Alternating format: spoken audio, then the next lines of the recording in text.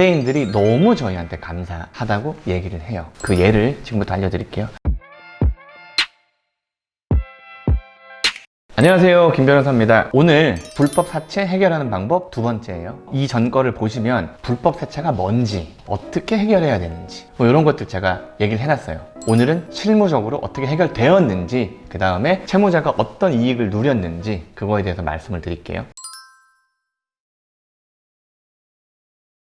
불법 사채를 해결하면 저희 입장에서는 정말 좀 짜릿하다 그래야 되나? 그런 부분들이 있어요. 왜냐하면 탕감되는 어떤 빚의 크기도 어마어마한 경우들이 있고요. 의뢰인들이 너무 저희한테 감사하다고 얘기를 해요. 왜냐? 본인들이 불법인지 몰랐거나 알았어도 무서워서 아니면 전전긍긍하면서 지금까지 수개월 아니면 수년을 진짜 너무 힘들게 살아왔는데 생각보다 금방 끝나고 생각보다 별일 없이 그냥 평화롭게 안전하게 끝나니까 저희한테 되게 고마워하시더라고요. 그 예를 지금부터 알려드릴게요. 일단 저희가 최근에 철회한 거 2개 말씀드릴게요. 당연히 이제 그분들도 본인들의 개인적인 노출 안 되기를 원하기 때문에 각색을 했습니다. 금액도, 직업도, 해결 결과도. 다만 비슷하게는 말씀드릴게요. 첫 번째는 일단 전문직이었어요. 전문직이었는데 이분이 도박을 하시더라고요. 도박을 했는데 본인이 1금융권에서 받을 수 있는 거는 다 받았어요. 그래서 사채까지 손을 대게 된 거야. 근데 이자가 어마어마했어요. 이거는 이자가 얼마였냐면 월 10부. 월 10부면 얼마냐면 연 120%예요. 그러면 그때 당시에 이자가 24%가 이자제한법이었으니까 거의 이자제한법상에 100% 이상을 초과하는 그런 사채빚을 끌어다 쓴 사람이었어요. 뭐 빌리고 갚고가 당연히 반복되었겠죠. 반복되었고 문제가 뭐였냐면 이분이 못 갚는 일이 생겼는데 사채업자가 돈 빌리고 이자 줄 때는 친한 형처럼 아니면 친한 동생처럼 이렇게 잘 관계를 유지하고 밥도 먹고 하다가 딱 이자가 밀리는 그 순간 엄청난 추심을 한 거예요. 근데 이분은 전문직이니까 문제가 생기면은 그 협회에서 뭐 이렇게 징계가 나오거나 이런 것들이 있잖아요.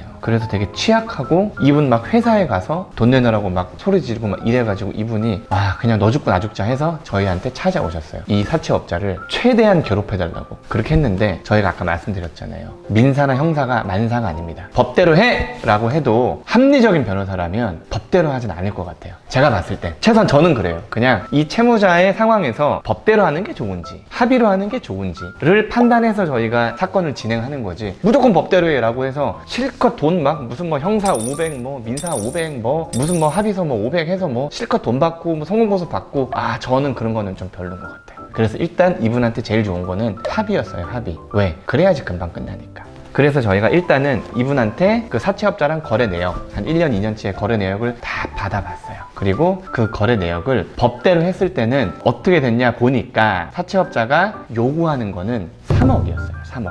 원금과 이자를 합쳐서 너는 나한테 아직까지 3억을 줄 게 있다라고 얘기를 했고 저희가 계산을 다 해보니까 아니야.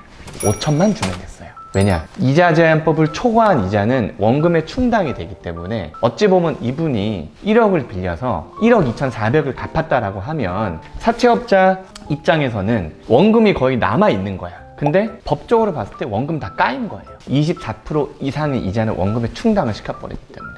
그래서 이분이 갚고 빌리고 한 거를 저희가 계산한 식을 만들어 놨어요. 이런 일들을 처리를 많이 하니까 계산을 탁 때려보니까 5천만 원만 더 갚으면 되는 거야. 그래서 채무자랑 얘기를 했죠. 5천만 원 이상의 어떤 채무는 없다라고 채무 부존재 소송을 하면 됩니다. 그리고 뭐 직장에 찾아온다거나 뭐 이러면은 요거는 형사적으로 이런 문제가 있으니까 그 사채업자의 전화번호와 주소를 알려주시면 저희가 어떻게든지 해결해 볼게요 얘기를 했어요. 그래서 그분한테 사채업자의 주소와 전화번호 받아서 사채업자한테 문자 보내고 내용 증명 보내고 통화했어요. 그러니까 그 사채업자분도 좀 규모가 있는 분이셨어요. 그리고 상당히 합리적인 분이라서 본인이 뭐 변호사가 이미 선임된 상태에서 얘기하기 힘들고 그냥 자기도 맡긴 변호사가 있더라고요. 그분 선임했으니까 그 변호사는 알아서 하세요 라고 해서 되게 그냥 평화적으로 그쪽 변호사님도 다 알잖아요. 변호사들이 다 알잖아요, 법을. 그래서 그러면 민사랑 형사적인 문제가 하나도 없이 서로 그런 거 없는 조건 하에서 한 달 안으로 5천만 원을 변제하면 없는 걸로 하자라고 해서 한 달 안으로 5천만 원 갚고 끝났어요.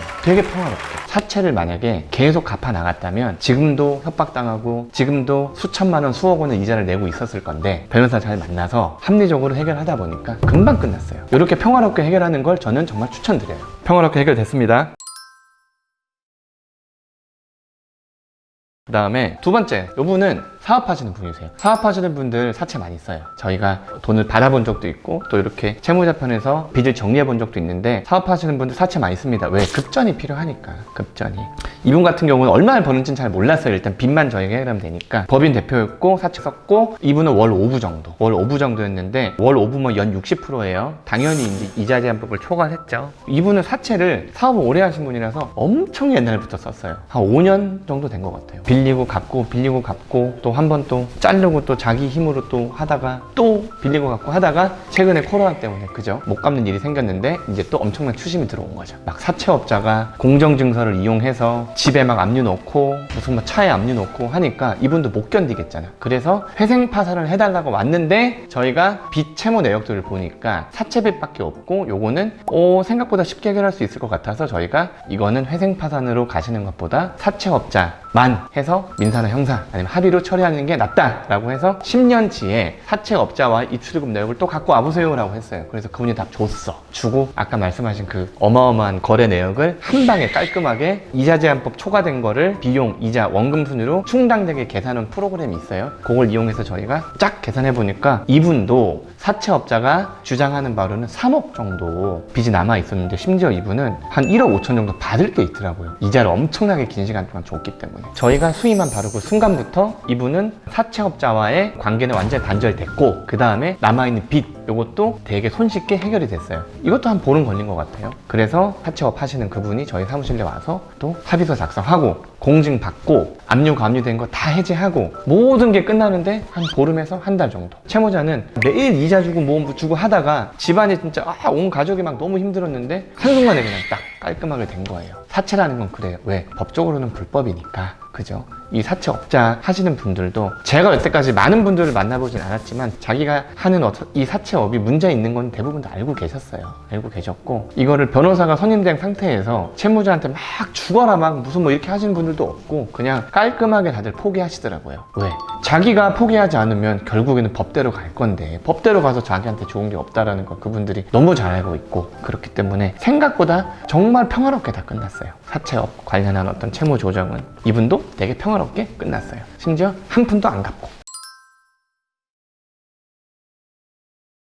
어쨌든 그래요. 잘된 케이스만 제가 말씀드렸어요. 근데 안 되는 케이스들이 분명 있을 거예요. 변호사들도 엄청 고생할 수도 있고 또 채무자들도 엄청 고생할 수도 있을 것 같아요. 심지어 막 진짜 막 나가시는 분들이 있으면 저희가 어떻게 해야 되나? 윤계상 같은 사람이 있으면 겁나죠. 근데 대부분 그렇지 않습니다. 대한민국에 생각보다 그렇게 막 나가시는 분들이 없어요. 저는 못 만나봤어요, 사실. 하여튼 그래서 사채 때문에 생활이 망가지고 인생이 망가지시고 이런 분들은 솔직히 전문가의 도움을 받는 걸 너무나 추천드려요. 그러면 그 전문가가 선생님이 개인적으로 해결하시는 것보다는 훨씬 더 많은 옵션들을 갖고 있을 거예요. 그래서 최근에 제가 사채 요구 관련해서 많은 그런 뿌듯한 일들을 좀 겪었기 때문에 일단은 말씀드렸어요. 구독과 좋아요 눌러주세요.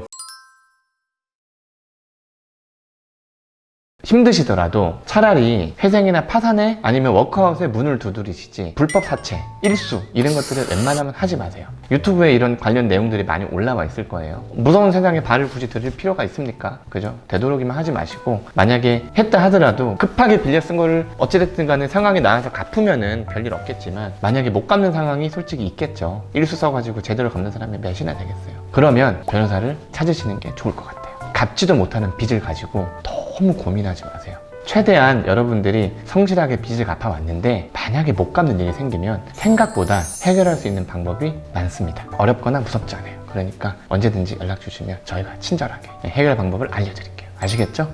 감사합니다.